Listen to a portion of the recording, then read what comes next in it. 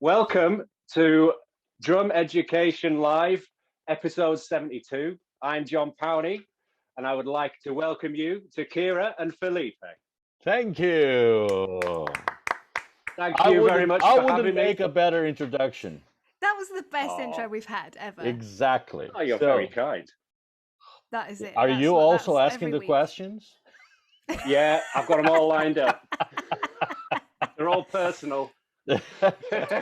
Oh, brilliant. We like personal questions. Yes. Yeah. So Well, thanks very much for having me, for a start. Thanks very much for having me, because I must be the first person where people are going, have you got a dep in? Who is this person? Oh no, don't you worry about that. We have some guests. One comes to mind in particular where I'm pretty sure people were watching it saying, "This happened."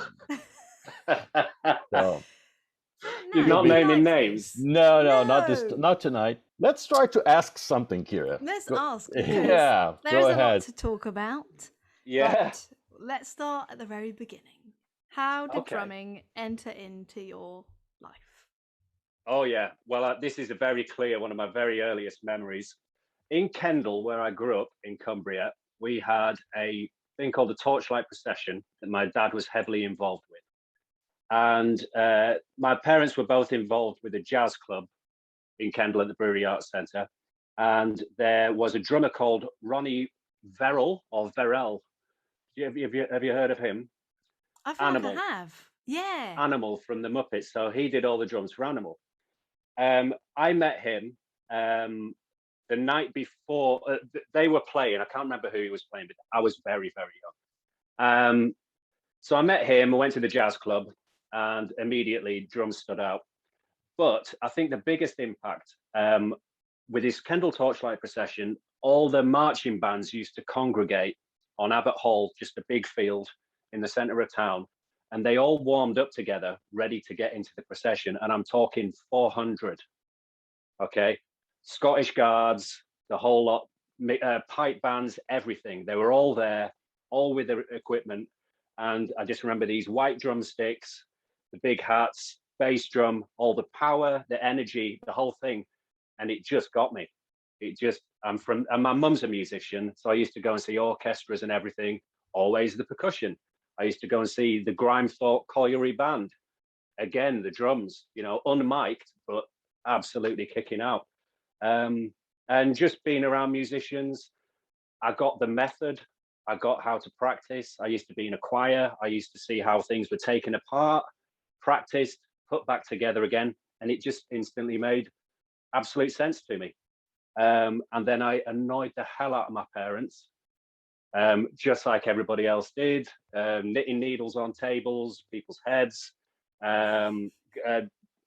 just setting up a load of drum kits. I remember the first thing I tried to learn was Sex and Drugs and Rock and Roll, the 2-bar single stroke fill, all around the toms, the concert toms, Charlie Charles. That was the first thing I tried to learn, and it took me about a year to be able to do a single stroke roll. And then I got a pair of sticks, and then blah, blah, blah, blah. And then I was gigging pretty much full time in the 5th year secondary school. My grades were great until I joined bands, and then there you go. I could have had a real job, but no, it was always the drums, and I was probably teaching around the same sort of time. But that was mainly to get girls. Teaching to if I'm get honest. girls. Did it work? Yeah, It didn't work No. for me.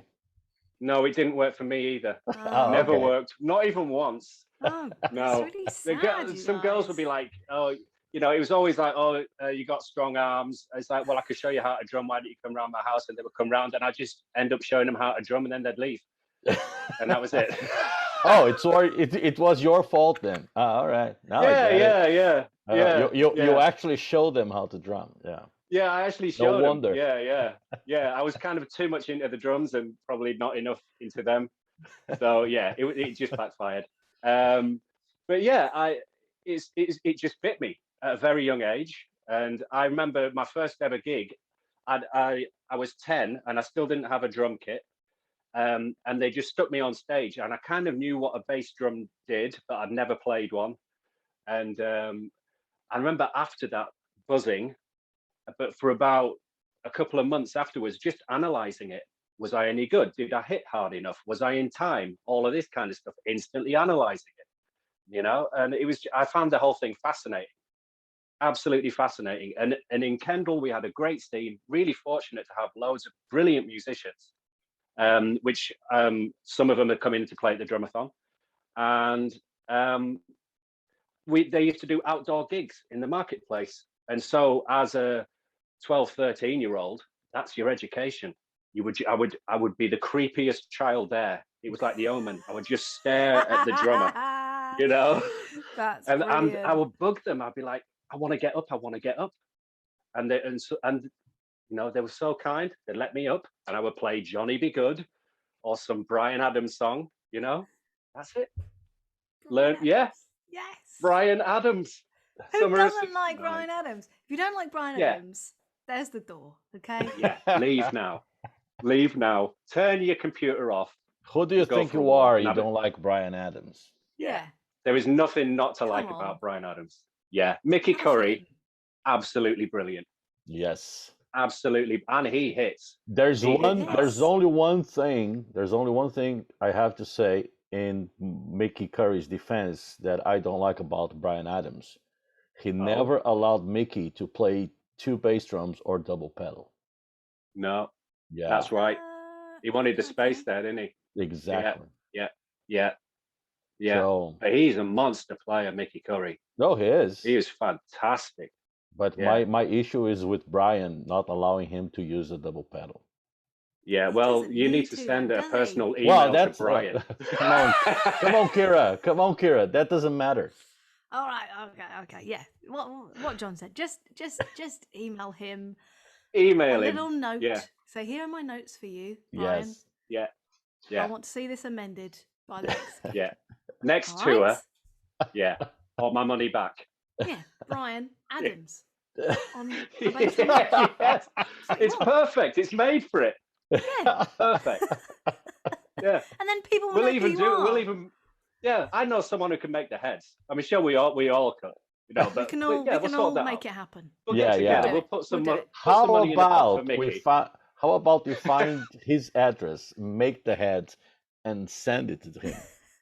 A drone. A drone. Just drop them. Yeah. Next time, Yeah. Brian is playing the UK. We're Yeah. gonna have the heads made, and by drone, we're gonna drop it Yeah. into Drop the them on venue. stage. Yes. Yeah. MEN Arena. That'll be amazing. I am seriously. Man, this Bryan Adams episode is went good. south so quick. I'm loving Wow. it. It's one of my Wow. faves already. Yeah, and we've broken the wall. The wall was already down. There's good banter. I like it. Yes. Yes. I like it a lot. So I wanted to ask you. I'm asking another question. Sorry, Felipe. That's all right. Did you not have any formal lessons then ever? No. Is it all your self-taught? Well, I did have one lesson. It was pretty disastrous, and I told you about I had this fire raging in me playing. You know, I wanted to play the drums, so I'd been playing with bands. I'd been doing this, and that, and the other, and I must have been 14. Let's say 14. And I went, and there was this drum teacher in the school, and a lot of my mates were having lessons with him, and I went, and I was, fairly confident. So he said, "Okay, go and play." So I went and played, and he goes, "Okay, so you can play a bit." And then he said, "Right, try and do this." And he sat down, and I know what it is now. He tried to show me, the first thing he tried to show me at 100 miles an hour was the Steve Gadd flutter. Okay. And I'm like, well, I didn't understand linear. So I had a few goes at it. And he was like, no. Showed me again, 100 miles an hour. I sat down, fumbled, couldn't do it. And he was like, right, okay. So he plonked a grade 8 piece in front of me and said, okay, play that. And I was like, well, I don't read. And he was like, Oh right. my So he goodness. whipped that off. And then he tried to show me some sort of Mozambique for about 5 minutes. Lesson ended. And I walked out of there and I thought, what? I'm no good. I'm just no good. I can't do any of this stuff. You know, I think he was just one of those guys. He was either like quite bitter and had to win at all costs, or he just could not adapt himself to any student. I'm not entirely certain, or a bit of everything. I think it's a But little bit of everything. yeah, it was harrowing. It was quite That's a harrowing really experience. terrible. I mean, you could have Yeah, walked that's away and gone, I'm never playing again. absolutely. Yeah, I was gonna say it's almost Absolutely. a miracle that you ended up being a professional drummer. Mm. Yeah, But it he must definitely have. put me off lessons. Well, that's it. I was going to say that's why Yeah, didn't have any, right? Because he yeah. just ruined it. Well, I sent Mike Dolbear a message, and I just went, you know, I wish you were my teacher back then. I think, you know, if I'd had, I, the only thing I can think is that then I just plowed my own way, all right, and then I was just off, and I thought, F you, that's it, I'm gone. You know, I'm going to do my own thing. Forget it. But if I think I would, my technique would have been a lot better. I would have had a better overall view of everything if I'd had some lessons. You know, maybe done my grades, got into reading, all of this kind of stuff. But you know, I just relied on my ears. When I started teaching, I still couldn't read. Mm. You know, so it was get your dictaphone out, or you know, video it on your video or whatever. You know, C90 tape, make a recording of it. You know, you know, those were the days, eh? C90 tape. You must have. Do you ever use that when the band just gave you a tape to learn in a week, and if it got chewed up, you know, there was always a pencil in your car. Of course. That's like Yeah, you can hear it just before it yeah, goes. You're like, no, stop. And then you yeah. open it and it's like, oh, what a mess. 2 days in, it's just like it's the spaghetti, and then you're like, you need to send me another tape. That's another 2 days to get it to you. You've got 2 days to learn the set. Love Yeah, it. those were the days. That's proper. Yeah, but no, that was my lesson. I did go to Dave Hassel for a couple of lessons, and he was brilliant. I loved Dave Hassel. He was absolutely excellent, and he sort of opened my eyes to a few things. We really didn't play anything. We just talked. He was Oh, wonderful. wow. He was a lovely fella. Yeah, down in Manchester. But I wasn't earning enough to make it a regular thing. You know, I was still an hour and a half away, and I just wasn't earning enough money to make it a regular thing. But I would have loved to have had lessons with him. Mm. And yeah, so I taught myself to read. How did you do that? I did. My mum's a musician, so she kind of helped me out with some stuff. Okay, And just before you continue, what does she play? she went to the LRAM. She was an accompanist for the orchestras when they were rehearsing. She also accompanied. She's just an amazing sight reader. You know, you could put anything down in front of her to sight read it. So she conducted choirs. She used to teach singing. She then became an adjudicator and used to travel up and down the country. She retired a few years ago, but she's probably my biggest influence. Purely method, structure, everything. You know, do the prep, turn up on time, all the important stuff. You know, drumming's 10% of it. The rest, 90% is everything else. So I've got a yeah, question about that. been. Sorry to cut in, but No. How was that learning from your mum? Was she quite tough? Was she strict? No. Did you listen at first? Like I'm trying to teach my girls to drum. And they're really young, but I already can feel, I'm mother kind of thing. So it's different behavior when I'm trying to teach, whereas they're at school, it's very different. So I'm interested about how that dynamic worked with you and your mum. You being so young, how was that? Yeah. Well, it's an interesting thing that, and even though I didn't realize I was doing it, I learned in a choir. So I said before, I was in a choir, I was in the bass section. And so we were just reading one line. I wasn't reading it, I was faking it. So eventually I'd get it second time round, third time round, and then I sort of started being able to just kind of get it a little bit. So I wasn't learning one-to-one. I was learning in a group of 40 men where she was the conductor.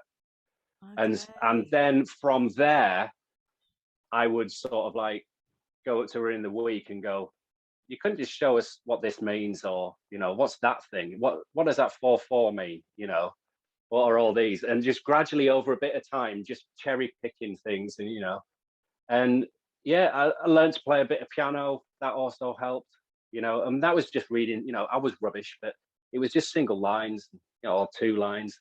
And then when I started reading kit, I read like that, you know, and that made a lot more sense to me. You know, you can see when you're supposed to do it. That reading drums, it came quite quickly, you know.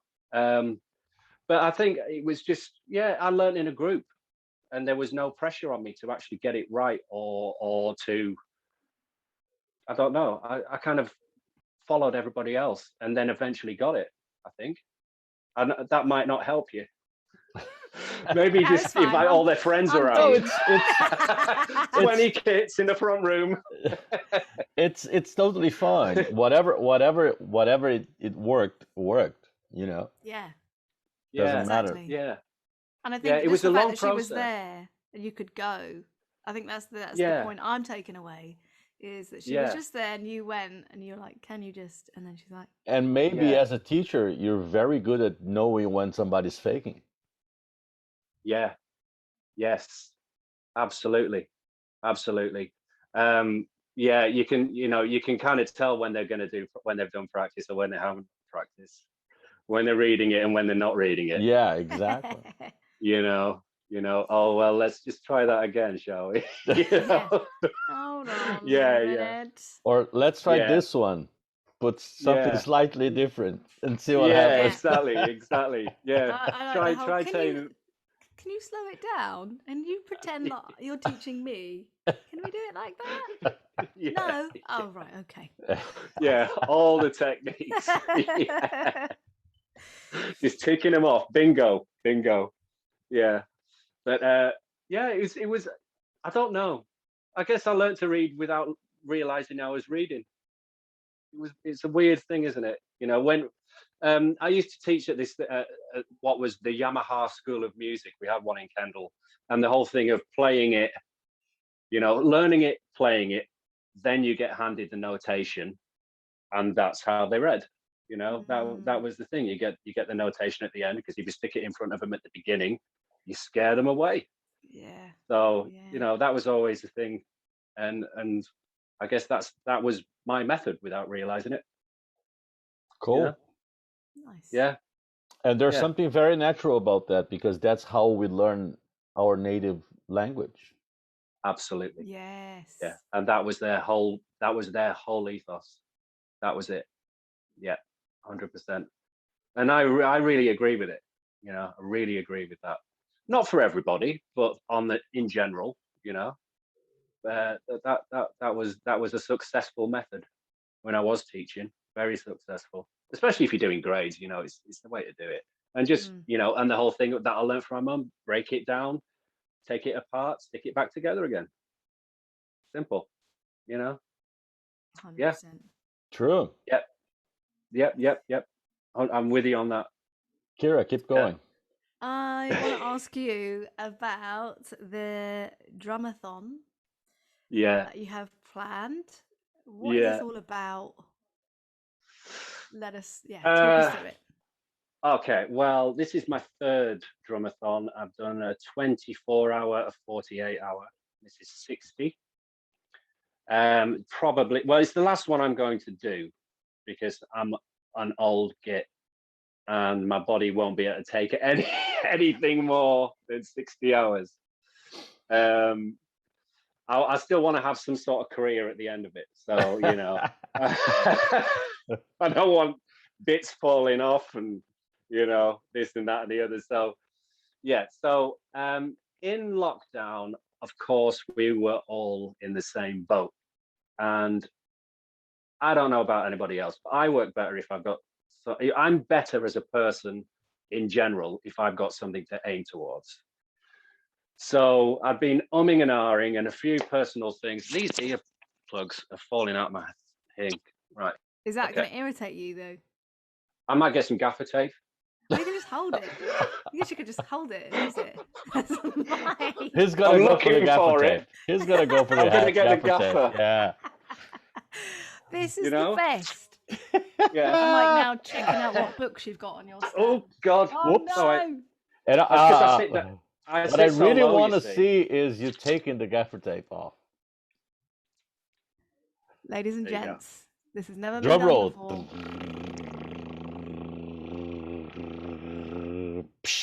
Look at that. Look at that. Can't even Wow. Let's see have a close up of that. Yeah. Yeah, Just go like yeah. that. Ooh. Wow. You see? If It's that's see, Looks like a mic. everyone's gonna get one now. yeah, I know. You're just starting a trend. If Yeah. that doesn't spell professionalism, does nothing Yeah. else I does. love it. I want Nothing one. else does. Yeah. See, fix on the go. Mend and make do. I only got them today as well because I want to show you something else. These ones, which I would have used, mice in my drum room. Really? Ate that. Look at that. Wow. Oh, God. Ridiculous. Cumbria for you. Oh, Cumbria. they're not going the to be wilds. very well now, are they? No, they're not. No. Let's hope they're not Oh, well bless. outside. Who needs poison? Who needs poison for mice? Just leave your earphones around. Just leave. Yeah. Oh,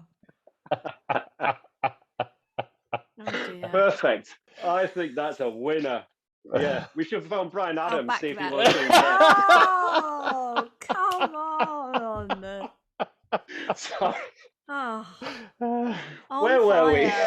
I don't know, but I like the Can't keep idea. up. I like the idea of the gaffer tape for Brian's band, the in-ears monitors. Yeah, Only the best. that kind of steampunk look that he's going for now.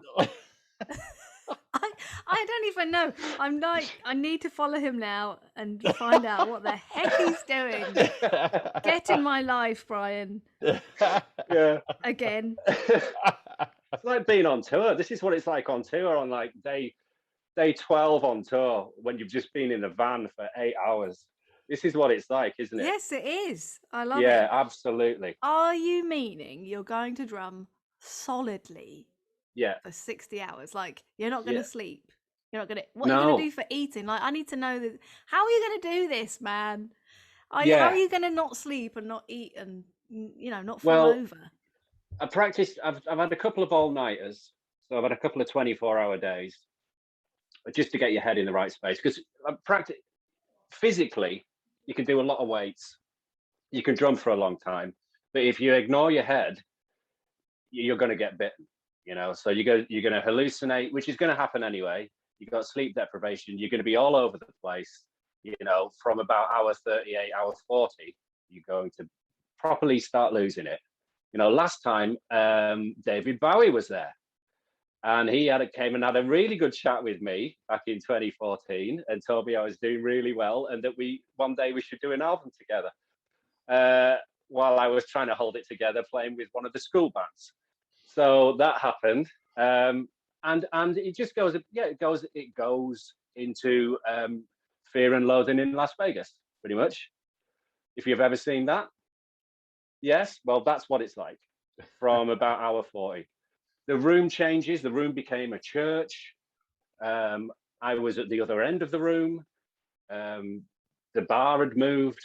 It was one of the most bizarre things, and I hadn't really taken any Red Bull. I was eating bananas, drinking coffee. So I drink a fair bit of coffee, good coffee, a lot of bananas, protein shakes, nuts, berries, dry fruit, all While of that you're kind of drumming. thing.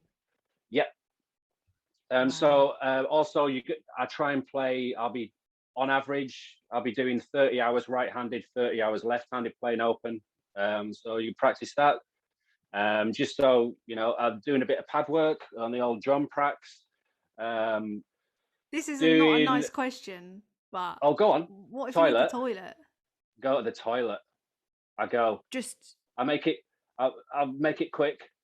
all right. So you don't I was go actually. to the toilet. You Oh go. no, I haven't got one of them special seats that needs just raffle it off at the end Yeah. for charity.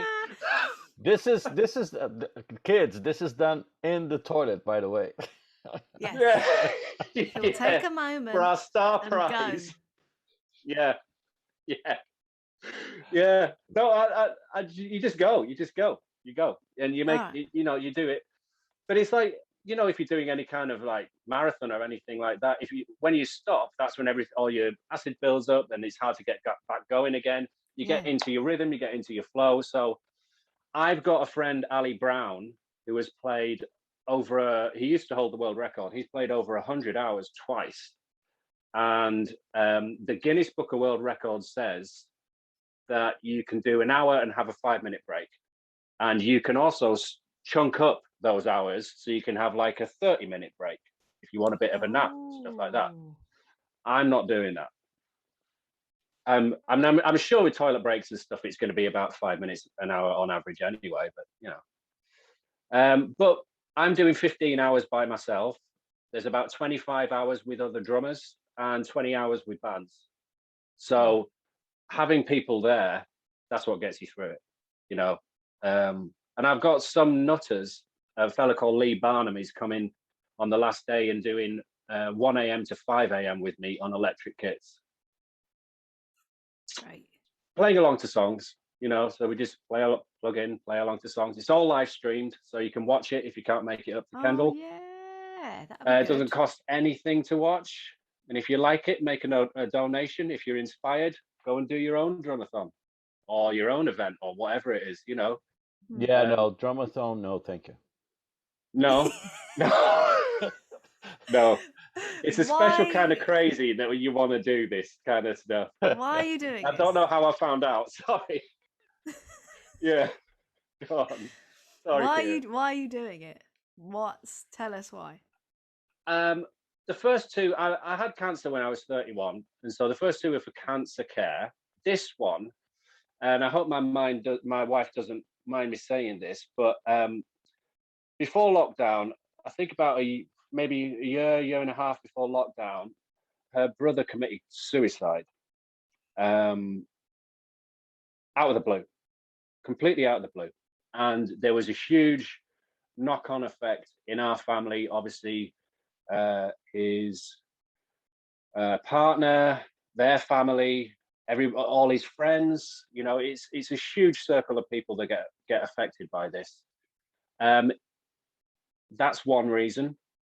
In lockdown, since the age of 16, I went to the doctor, and it turned out that I had depression, and so I got to live with depression, and now I've got systems of dealing with it.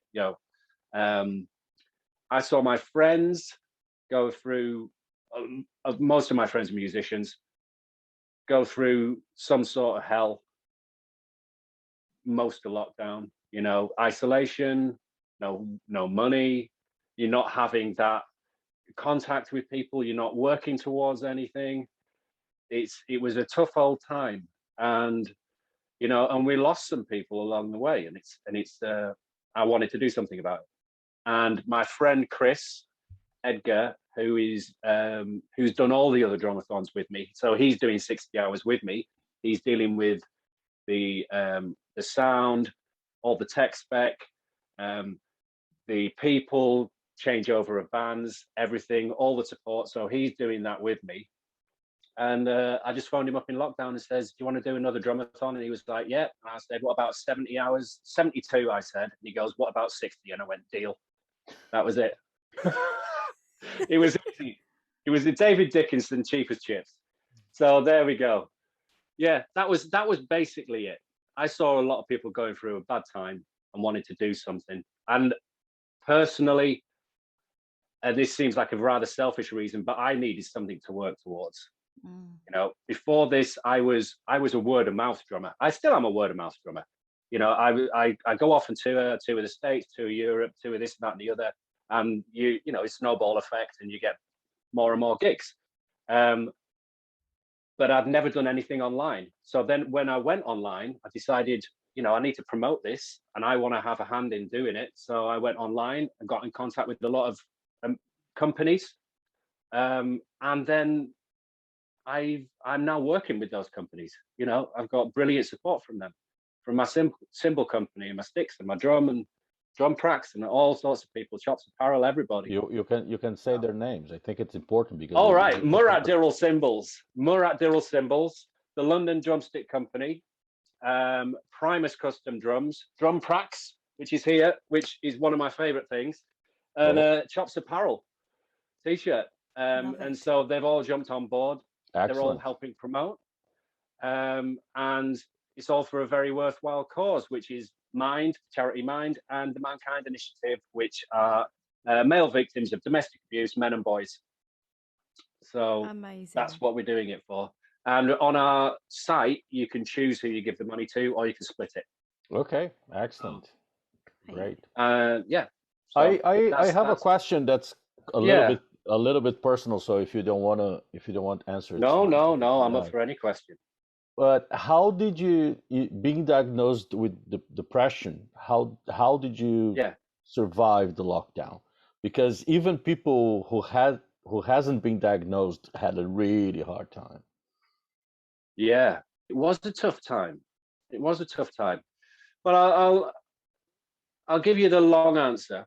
Good. If that's all right. Yeah, it is. I was here it goes. I was working full time. I was teaching full time. I was teaching 50 students a week, an hour and a half away from me, and I couldn't let go of being a full-time musician. So I was also a full-time musician, and that also meant that I wasn't really seeing my family. So when lockdown happened, I thought, pretty much like I'm guessing most of us thought, it's going to be a month. It's going to be six weeks, a month, and then we're going to get back to it. You know, what can I do in this time? So I made a bit of a plan. I work better, as I said, if there's something to work towards. And I made a bit of a plan, and the plan just kept evolving and evolving and evolving. And I learned about mental toughness. I learned about stoicism. I learned about procrastination. I had a routine in place. I put a routine in, so I go out, get exercise, I do weights, I get what I wanted to do done on the kit. I would start making little films. The little films then turned into social media. That started growing. So I saw everything growing, and then there was a point where I thought, you know what, I can't go back to teaching. I can't do it, because every time I thought about it, it didn't give me any kind of, I don't know what the word is, joy, I guess is the word. It gave me a kind of I couldn't do it anymore. I was tired out, and I didn't start drumming to become a teacher. I started drumming to be a drummer, and I went into teaching. And I was a good teacher. You know, I had lots of students that went off and are now drumming for a living. But I just, it didn't, there was nothing left for me to give. I thought if I went back into it, I'm going to have some sort of heart issue when I'm 45. You know, something bad's going to happen. It didn't fill me with comfort. It kind of gave me a dread. So I decided to make that. That was one of them.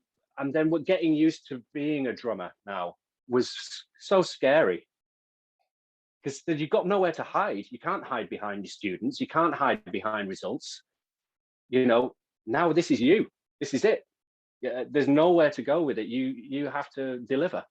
You know, and you have to. And I was such a technophobe. I still am. I can't. You know, gaffer tape. And you know. But I think that gaffer tape is the height of technology. People just didn't understand yet. I totally agree with you. It works in all situations, and it's definitely abundant in this National Trust house that they haven't touched for about 10 years. Hence the mice. I think that maybe I could, I don't know, do something with the headphones and the mice and the gaffer tape. Change your name to MacGyver. Yes, B.A. Baracus. Yeah. I don't know. I learned a lot about, I invested in myself. I guess that's what I'm saying. I invested in myself. Although 3 months ago, I hit a wall. I got tendonitis in my shoulder. I couldn't lift any weights. I couldn't drum for any length of time. That then got a huge amount of depression up in me. And I went into a deep, dark hole. I'd created this drumathon, which I had to perform. It was in place, and there was absolutely no way at that time that I could do it.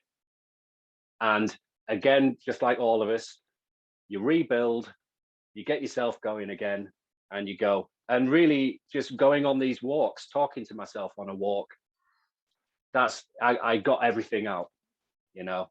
And also getting used to your own voice, which I've never done. I've never done an interview. You know, I hated the sound of my own voice. There was so much stuff that I didn't like about myself, and drums covered all of it. Drums was just my armor, you know. And now I'm a bit more relaxed with myself. I'm a bit happier with myself. You know, Okay. people would say they like me. I never believe them. You know, it's a weird thing. But, you know, the amount of people involved in this drumathon, and they're not doing it for me. A lot of these people are doing it because they haven't gigged, or it's something for them to work towards. It's going to help everybody performing. I hope they're going to get something out of it. You know, everybody needs that thing to look forward to work towards, to be a part of, to see people, to get back out again. You know, mental health, saying you don't have mental health is like saying that you're not going to get a cold. You know, I think everybody has it, whether it's a tiny amount or a huge amount, everybody has something that they've got to deal with, whether it's a trigger or depression or whatever it is. You know, I think it's part of life, isn't it? It is. Yeah. You know? It is, and I feel like society is still not there yet No. with talking about it and it being an everyday thing, like dealing with a cold, or you know, if it's raining outside, what are you going to do? You're going to put a coat on because you don't want to catch Yeah. a cold. So likewise, Yeah. if I'm not exercising or if I'm not doing the things that bring me joy, get ready because you're going to start to feel a bit crap. And you Yeah. know, that's not in place. And I wanted to ask you about this because I kind of wish people talked about mental health more, and especially with men. I don't know how to approach that with some men, like without it seeming like checking in or pressure to talk. And I wonder whether you've got some good advice here, or how do you do it? Do you have an approach? Do you check in on your male friends? Is that something you do? Yeah. I normally start talking about myself. That's normally what I do. And I'll go or I'll say, I've discovered this, or have you tried doing this? Or, you know, this has made a huge impact on my life. Or, I'd normally just talk about myself, and then they start chiming in. You know, it depends. Everyone's different. Some people just come straight out, even before you say hi. It's like, I've had the worst time, you know, or, you know, I'm going absolutely bonkers. And some people you'll never know. You'll just never know. They hide it. And I think that it's such a over lockdown. I had a few rehearsals. I'm talking about one of the bands. Well, probably my main band around here that I'm in, and we got together over lockdown, and we did the Zoom thing, but it's not the same. You can't give people a hug. You can't have a beer. You know, you're not sitting around a fire pit in the middle of nowhere. And just getting together, and even if you weren't talking about it, just being together is enough. I think it was, I think for all of us, it was something we desperately needed and craved, especially if it's a constant, regular thing. You know, we work together every weekend, and that's taken away. You know, and doing it over Skype and stuff, it's okay, but you need to be with that person. You know, you need to go out and be in a pub, or go, you know, go and watch a match, or go and have a game of footy, or whatever it is. But just be together. You know, I've noticed it definitely. My mates, we need to be together. You know, we need that gang mentality. And you know, it was a extremely tough time. you know, This and is people I basic. didn't think. Oh, Sorry, sorry. no, no, you should be talking, not me. But it's basically the reason why you join a band, because you want to be with people and you want to share ideas and moments and stuff like that. Yeah, yeah, absolutely, absolutely. And those memories, you know. And now with the event of social media, you can, you know, we make videos of every gig. You can just kind of relive it, and then you'll see stuff from 2 years ago, and then it just brings all that back, you know. And it's a lovely thing. But yeah, you just need that. You just need to be with people. You know, it's the same with a football team. It's the same with anything, isn't it? Same with any kind of team game. And playing music is a team game.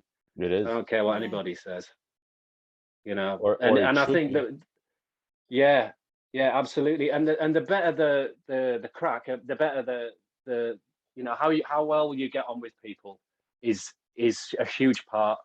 You know, even if you're not the best musician, if you have that rapport with people, it's just a much better gig. It is, You yeah. Yeah, know, yeah, for sure. yeah. And I'm very lucky to work with people that I absolutely love. You know, my best friends, and over the pond as well. They're my best friends too. Excellent. Warner's just an amazing person. But yeah, and we were all at the same school, you know, so we've known each other a long time. Yeah, it was a tough time. I don't know how you two found it. Well, Pretty special. basically, Yeah, I was already in isolation before. I just didn't know it, or had a name for it, because I spent yeah. all my life in a studio with no windows. Uh, you Ah, know, teaching people who walked in, and I wasn't playing any band. So yeah, to be really honest, didn't yeah. change much. No, I just had a no. name for it. The Yeah. difference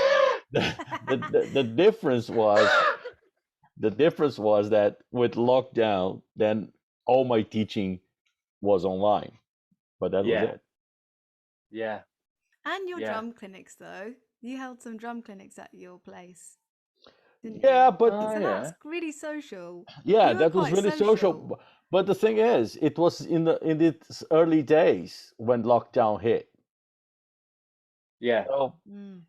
I had, because my intention was to do one every month. yeah, I had four, and then lockdown started. yeah, Mm. yeah, yeah. It was the uncertainty as well, because it's happening, it's not happening. We're out of it, we're not out of it, and it is nobody. You know, it was. I remember there was a time when gigs are going to start again, you know, and then you plan, and everyone's excited, and it's like, no, there's no Christmas. It's not happening. It's not Yeah. happening this time. And it was that I think that's when that depression hit for me. Certainly, that last time, you know, that last lockdown was a killer. I hated it. Oh, I think it was really just crap with, Yeah, the government. Just don't. It just felt like they really fucked up, and yes, they should have just kept lockdown 2 on for longer and just yeah, been a bit more strict with it. And yeah, it's just so mixed messages, like, oh no, go on, eat out to help out. And The it's the like, thing no, you've is, screwed everyone yeah, now. the thing yeah. is, they don't have a clue. No, they No, don't, but they shouldn't yeah, They know as little as we do. That's the thing. yeah, yeah. They reminded me of that drum lesson that I had a little bit. Yeah, we're gonna win no matter what. You're nothing. You're Oh yeah, nothing. really? Yeah. No, it was just, what a mess. Come on. Yeah. Yeah. No, Yeah. not that I could have handled it But any better, but come on. but you started doing the show in lockdown, right? Oh, we started doing the We show did. because of lockdown. So you two knew each other before. Not really. I went She to still one. doesn't know me. It's true. We need to go to this Brian Adams gig soon, I tell you. Yeah, we do. I'm there. Get the minibus. Yeah, I'm so there. as soon as Brian hits the UK, I'm buying 3 tickets. We're Oh, gonna go. please, We're going. please. We're going. Don't joke about You this should. because No, I'm we should wicked do about it. I'm serious. I'm serious. Yeah, Cuts like a knife. absolutely. I'm gonna check. Yeah. I'm gonna love check. it. I'm gonna check his tour dates now. As soon as we finish here, I'm gonna check his tour dates. You better Oh don't yeah, we don't should do tease it. me. I'm well up for that. It's not But a tease, it's happening. How are you preparing mentally for this? And Oh, have you accounted for that recovery mentally after? I haven't. To answer your second question, what I have done is I've booked a weekend of gigs. The weekend that Are week. you joking me? No, I'm playing the Oh my Friday. So I God. finish on the Wednesday at 10 o'clock, and then I've got Friday, Saturday, Sunday gigs. 10 a.m. or 10 p.m.? 10 p.m. We're packing down on Thursday. No. I think. Yeah. No. So I have a bit of a sleep. What happened last time was my sleep pattern was bonkers crazy. But I discovered something during lockdown which has helped me in a huge way. And CBD oil. You ever tried that? No. Oh wow, it's amazing. It's amazing. It's How do you just take productivity. it? Do you Just just to take like spray. All right. Oh, sorry, product placement. Product placement. There it is. That's it there. Oh, look at that. So it's just a little. It comes with a pipette as well, but this is the spray version. You can get it in like gummy things, but so it aids your body in recovery. It gives you a good night's sleep. You've got productivity all through the day. You have no dips. You're totally focused. I got it from Asda, so it's totally legal. Just in case you were wondering, it's not homebrew or moonshine. Yeah, you just spray it. You lift your tongue up, spray it under your tongue, and it goes down. You can get like edible ones as well, and it's the stuff without the THC, right? So but it's great for your body. It relaxes you, so you can practice for long hours. I don't have any wrist problems, no finger problems. I don't have any nerve damage. I haven't got any of that.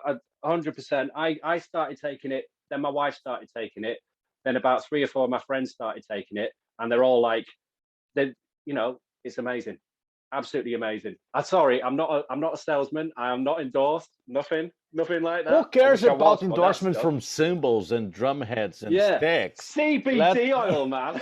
That's where it's I'm telling you, that and coffee, that'll do me. Yes. Some Del Monte pineapple crush. So that's the endorsement we need to get. That's what,